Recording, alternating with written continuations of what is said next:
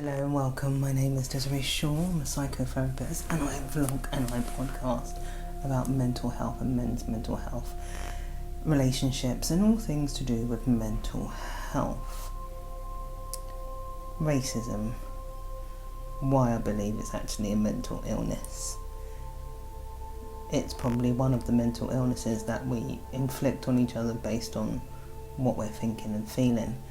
So a behaviour can only be performed based on the thought process that takes place and the emotions that are generated.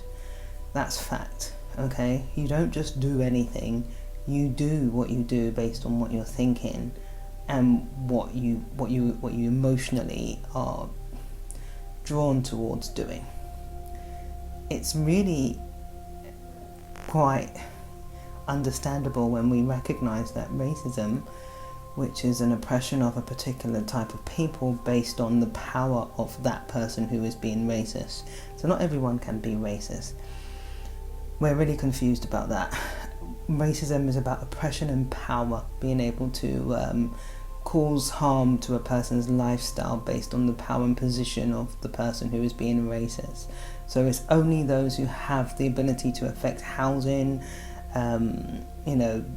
promotional job prospects, where you live, how you sustain your health, all of that. So if you don't have any power in that, you can't be racist. I know you're thinking, what's she talking about? You can't. You can be prejudiced though. Yeah, you can be prejudiced, but you can't be racist. Two different things. One is actually about oppression and dislike, but power, which is racism, and prejudice is actually about not liking a particular type of person based on their sex, their gender, their culture, what they look like, all of those things, which are quite phenomenal that we are in 2020 and still having these problems with people. So let me explain when I say it's a mental illness. So a belief, when we hold strong beliefs about something, we act on them. So if you have a belief that at your core you're not good enough, you'll behave in ways that will be self-defeating and you will be responded as though you're not good enough. Now, when you're racist, it's normally something that has been taught, yeah? So there's been an indoctrination of a particular type that says this race of people. In fact, it's really dumb to even say that as people there is a race, because actually there isn't. There isn't a race. Because we're all the part of the same race, which is the human race, but in that we have culture and all the different cultures and the diversity, which is a nice word we like to use. We like to say we're going to tolerate each other, meaning we don't really like each other. We're just going to be tolerated by certain types of people who may not like us to stop them from acting out based on what they believe. So when a person has a particular belief and it's embedded in them, they've had this belief based on their childhood, based on things they picked up when they were young, encounters that they've had. And in these beliefs there'll be certain, little facts that they'll put in their fact file. So these type of people, they eat this food and therefore they look like this or they smell like this and they're different to us and we don't like that because of whatever bizarre reason. Now, because it's all based on a thought process and it's a continuous thought process, it's a process which goes on and on and on and on. And it takes with it emotions and then behaviours come out. This is CBT, right? Your thoughts, emotions, behaviour. When you act on irrational thoughts, now it's irrational to think that a person, because of their sex, their sexual orientation, their culture, whatever, their status, is less than another person is irrational, because ultimately we're all the same people. But it's irrational, and when it's irrational, this is when it comes with lots of demands. So a racist person will have irrational thoughts such as,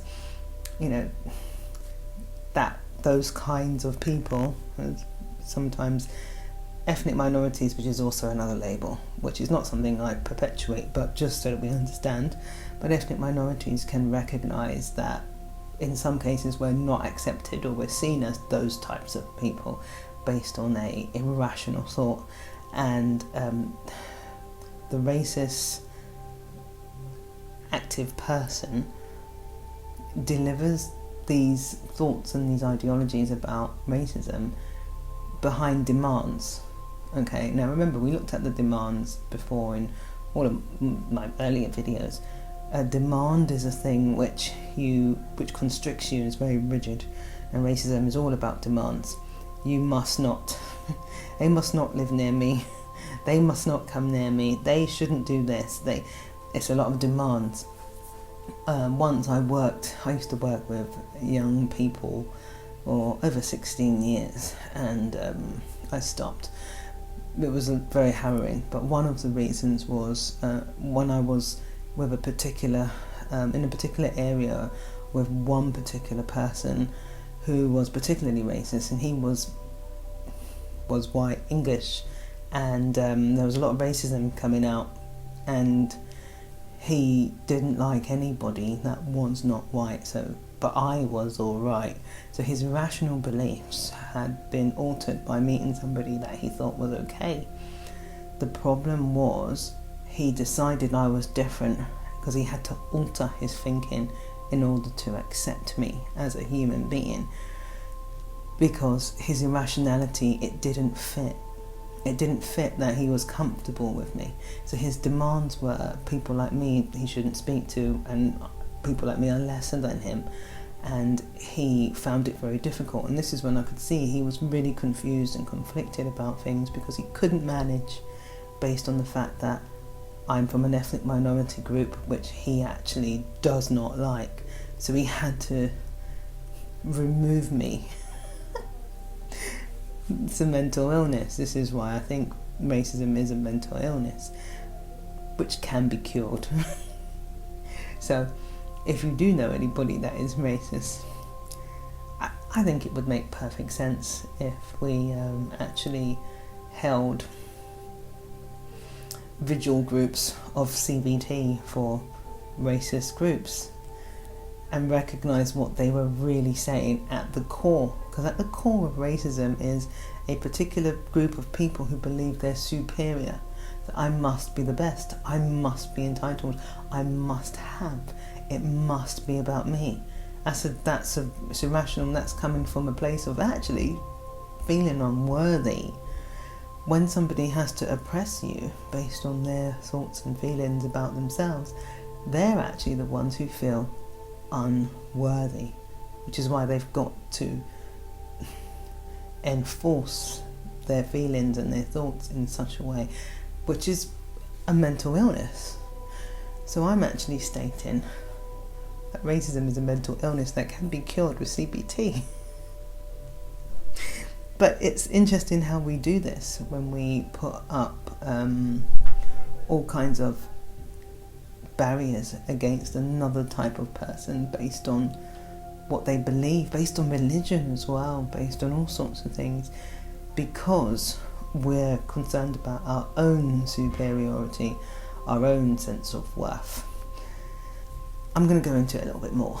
I'm going to also talk about how in this society the pressure we're putting on particular minority groups in the focus of religion, but that will be coming up next.